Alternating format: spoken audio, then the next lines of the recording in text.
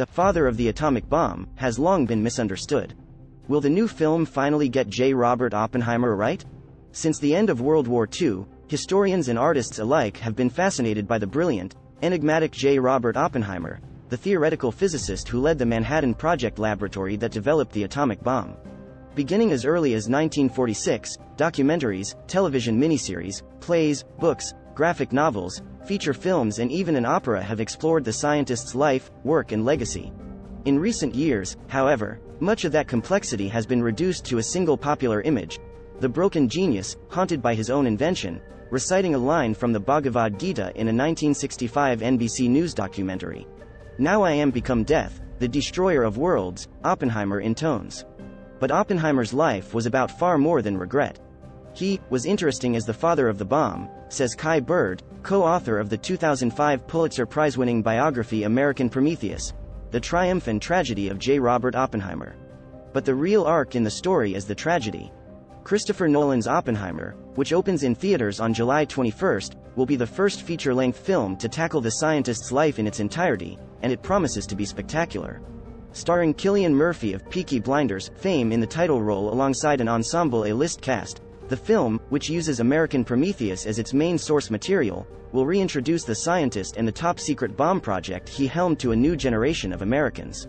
Oppenheimer provides an opportunity to revisit this charismatic, contradictory man and reconsider how previous attempts to tell his story have succeeded, and failed, at fathoming one of the 20th century's most fascinating public figures. Oppenheimer and the Manhattan Project. Born into a secular Jewish family in New York City in 1904 and educated at Manhattan's Ethical Culture School, Oppenheimer graduated summa cum laude from Harvard University in just 3 years. If Harvard was easy, growing out of his awkward adolescence was harder. He struggled with mental health issues while pursuing a graduate degree at the University of Cambridge. "I was on the point of bumping myself off," he later recalled, and ended up on probation after lacing an apple with chemicals and leaving it on his tutor's desk. But by the time World War II broke out in 1939, Oppenheimer had transformed himself into a respected physicist at the University of California, Berkeley. He was sort of a caricature of the eccentric professor, Bird says, an intellectual omnivore who read Sanskrit, loved Elizabethan poetry, rode horses and made a great martini. He had also fallen in love with Jean Tatlock, played by Florence Pugh in Nolan's film, a dues-paying member of the Communist Party who awakened his interest in politics. Oppenheimer was likely sympathetic to communist goals, according to the nonprofit Atomic Heritage Foundation, but he never officially joined the party.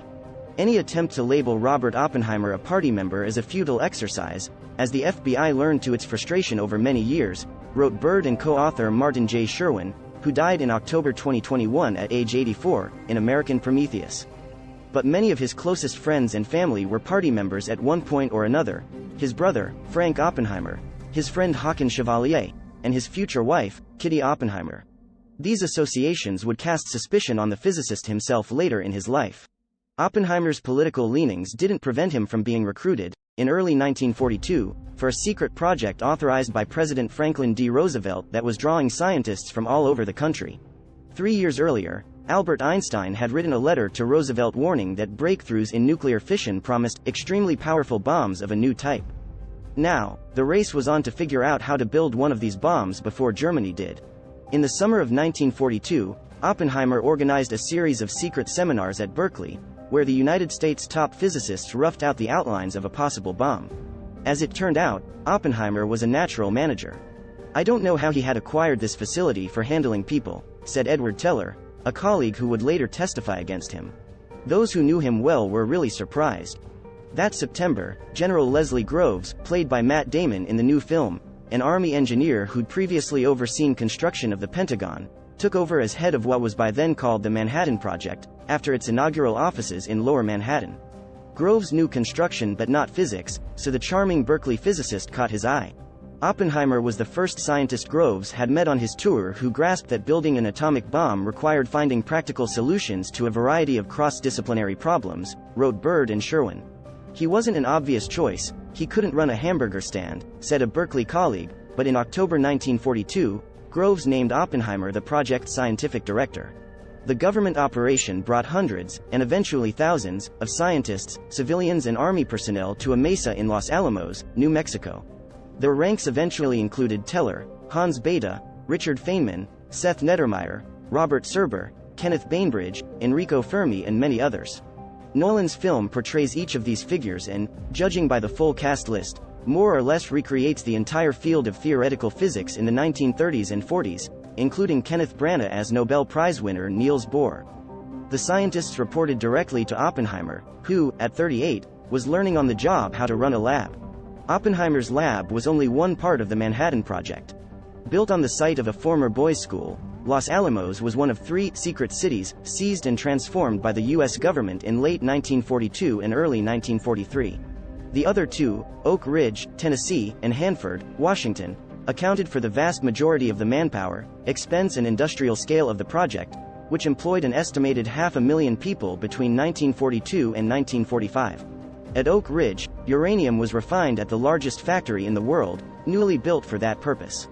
In Hanford, an area half the size of Rhode Island was cleared of residents, their houses bulldozed to make way for reactors to produce plutonium.